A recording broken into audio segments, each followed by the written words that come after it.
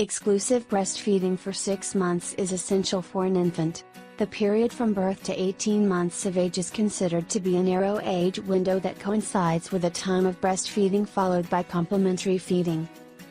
The global recommendations are given by World Health Organizations for breastfeeding and complementary feeding are: 1. Exclusive breastfeeding till 6 months of age, thereafter introduction of complementary foods. 2. Maintenance of breastfeeding till 2 years of age. 3. Responsive feeding, that is assisting older children, feeding patiently, encouraging children to eat, but not force feeding. 4. Safe preparation and storage of complementary foods, including hand washing and use of clean utensils.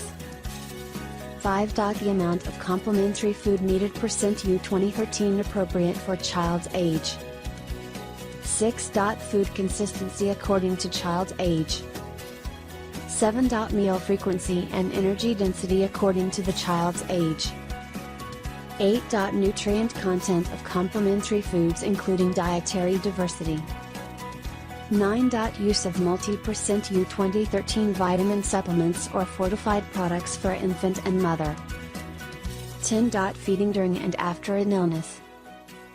Breastfeeding should be initiated within half an hour of birth.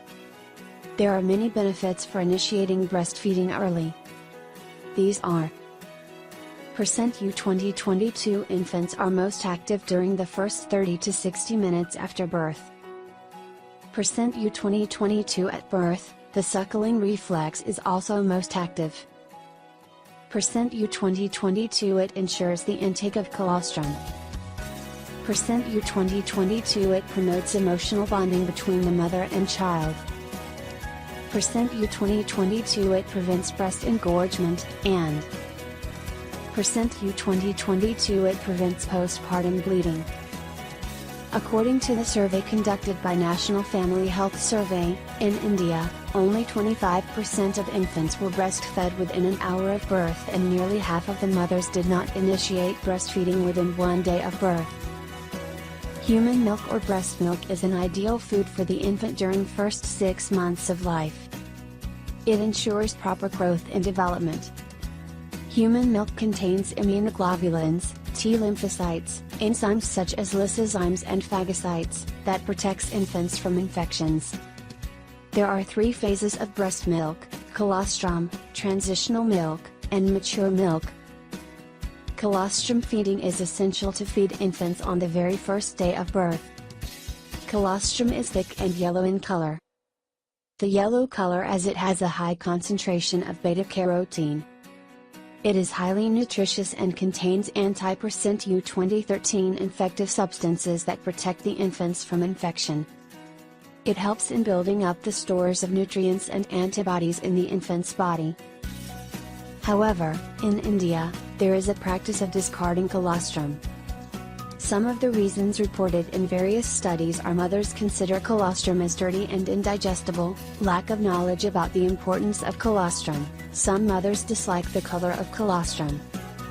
Other barriers include lack of family support, discouragement of early initiation of breastfeeding, cesarean delivery and feeding of pre-lacteal feeds. Transitional milk describes the post-colostral period, i.e. 7 to 21 days postpartum. During this period there is little changes in the composition of breast milk.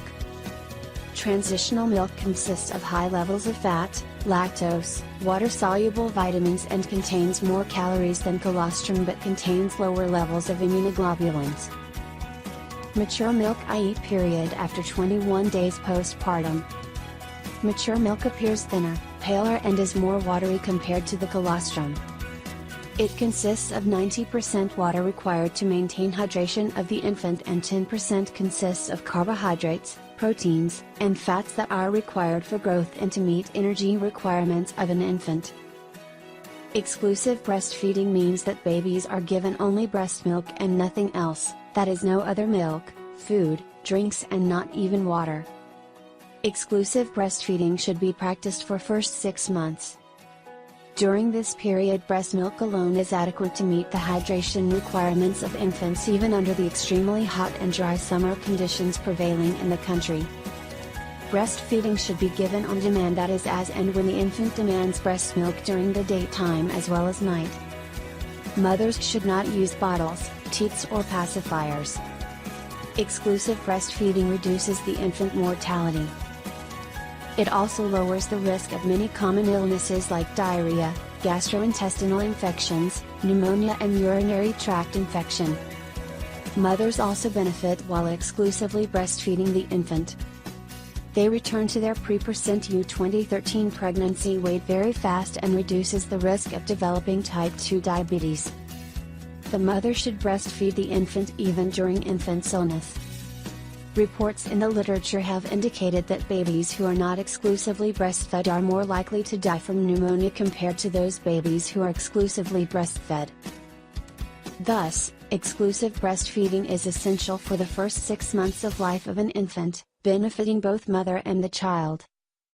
We need to counsel mothers, caregivers about benefit and importance of exclusive breastfeeding and encourage and provide support to them. Governments, family members, and community health workers have an important role to play in the survival of newborns. If you find this video helpful, then like it and share it on social media. Subscribe our channel and press the bell icon to get notified for every new video.